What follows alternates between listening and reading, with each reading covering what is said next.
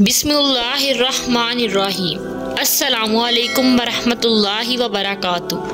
रसूल अल्लाह सल्लल्लाहु अलैहि वसल्लम ने फरमाया कि मोमिन की मिसाल पौधे की पहली निकली हुई हरी शाख जैसी है कि जब भी हवा चलती है उसे झुका देती है, फिर वो सीधा होकर मुसीबत बर्दाश्त करने में कामयाब हो जाता है।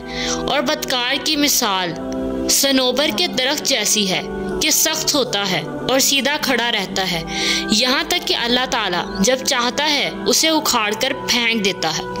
हज़रत अब्दुल्ला बिन मसूद रज़ियल्लाहु ताला अन्हु बयान करते हैं कि रसूल अल्लाह सल्लल्लाहु अलैहि वसल्लम ने इरशाद फरमाया कि अल्लाह ताला ने हर बीमारी के साथ उसका इलाज भी नाजिल फरमाया है सिवाय मौत के। तुम गाय का दूध पिया करो क्योंकि ये हर किस्म के दरख्त के पत्ते खाती है। हज़रत अब्दुल्ला रज़ियल्लाहु ताला अन्हु फरमाते हैं कि रसूल अल्लाह सल्लल्लाहु अलैहि वसल्लम ने इरशाद फरमाया, दो शिफा देने वाली चीज़ों को लाजमी पकड़ लो, शहद और कुरान करीम।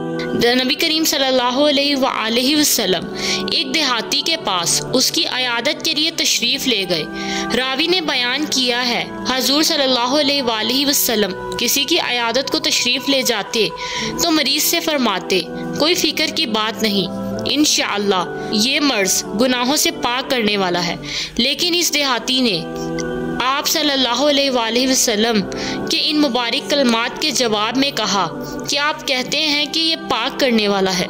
हरगिज़ नहीं, बल्कि ये बुखार एक बूढ़े पर गालिब आ गया है और उसे कब्र तक पहुंचा कर रहेगा।